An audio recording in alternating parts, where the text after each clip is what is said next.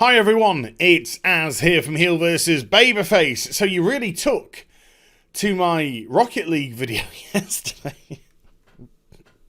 Has it got over 1,000 views yet? I don't even think so.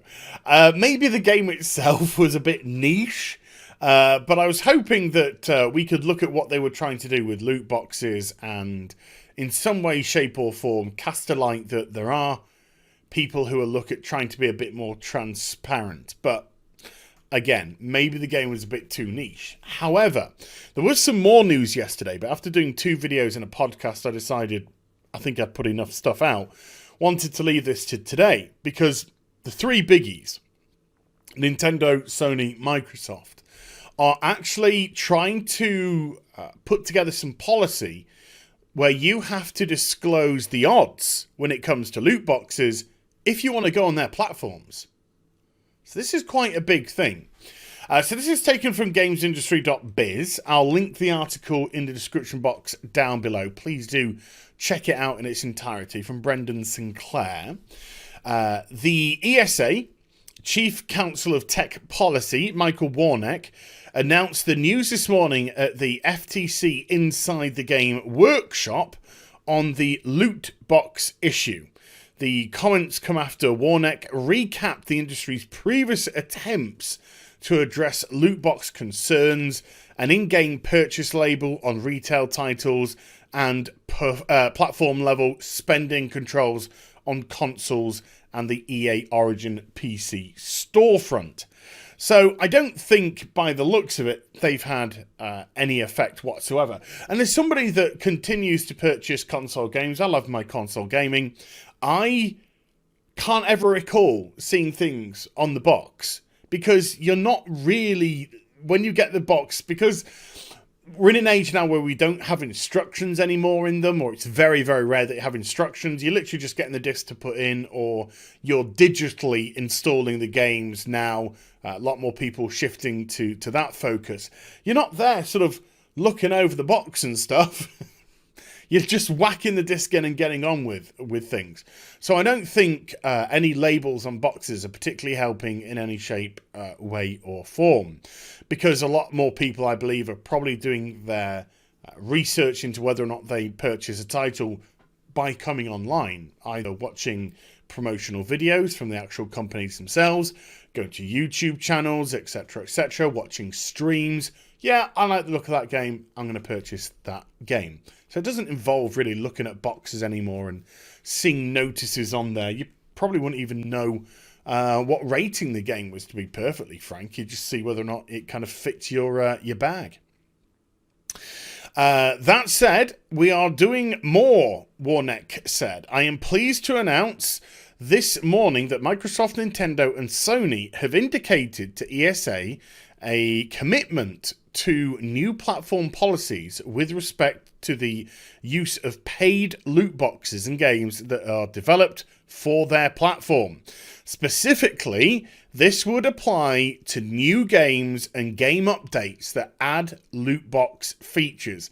Well, Activision are screwed, and it would be require the disclosure of the relative. Now, this is where things get a little bit muddy. The relative rarity or probabilities of obtaining randomized virtual items in games that are available on their platforms. Now, this is the grey area because instead of saying specific, we have relative. And that's very different indeed. So relative, you're talking there or thereabouts. Specific, you're talking exact. So at the moment, we have with the EA Ultimate Team, for example, they disclose the odds on what it is to get uncommon, common, rare. When it comes to the big one, all it says is less than 1%. So I have a feeling that this relative rarity, this there or thereabouts rarity, will still allow EA to operate on the less than 1% bracket. But of course, that in itself is obscene because we don't know how much below that 1% it actually truly is. Whereas a percentage is 1 to 100. There are 100 permeations there, you know? So in that sense, a little bit grey. However, it is good to see that they are attempting to make things a little bit more transparent. And even if they do put these policies forward and they are passed, it might cause people to rethink if they truly see what odds are in front of them. Can't guarantee that, but I do think it will have some effect on loot box purchasing. As well, many of the leading video game publishers of the Entertainment Software Association, ESA, have decided that they're going to implement a similar approach at the publisher level to provide consumers this information and give them enhanced information to make purchase decisions. So now that the publisher's going to do it, now that the platform is going to do it, the publisher, developer publisher are going to do it as well. So it looks like they're working in conjunction. But put it this way, they kind of have to. I don't think this is too much of an altruist attempt. It's really if we want to get on there, we're going to have to do it. So if we look as if we're cooperating, then it might give us a little bit of good faith. So I don't think it's done quite in the manner, that we hope. It's more of a forced implementation, but at the same time, so what? These companies, I believe, do have to be more transparent when it comes to things like loot boxes. But that also said, I would like to see some controls which are brought forward about how microtransactions and loot boxes are implemented in games, because we're seeing all too much in the current versions, particularly with games like Black Ops, and there are a few others as well. We're seeing it with Crash Team Racing. Wait a minute, they're both Activision titles. What a coincidence. As well as some others that they are releasing without microtransactions, without loot boxes, and then they are applying them in at later updates. And this is a blatant attempt to stop the video game getting downvoted for these sort of disgusting monetization schemes, particularly when you're paying full price for the versions and then Microsoft are asking for loot boxes, battle passes, season passes, microtransaction stores. You get the drift. More and more, it's just a complete milking session. Now, there was a further update that was applied to this. The ESA has provided more detail on the loot box disclosures, saying that the platform holders are targeting to implement them in 2020, so sometime next year. The trade group released a list of its member companies that have pledged to release loot box disclosure odds on all new games by the end of 2020. That includes Activision Blizzard, Bandai Namco Entertainment, Bethesda, Bungie, EA, believe it or not, Microsoft, Nintendo, Sony Interactive, Take-Two Interactive, Ubisoft, Warner Brothers Interactive, Wizards of the Coast. But it's very interesting to see, if I just scooch this up a little bit more, the ones which haven't. Some notable ESA members, so bear in mind, these are ESA members, haven't made such a commitment. Now, this is as yet. I would expect some of this to change, but it's interesting to see how some of the scummy, let's just be perfectly honest here. Let's call a pig.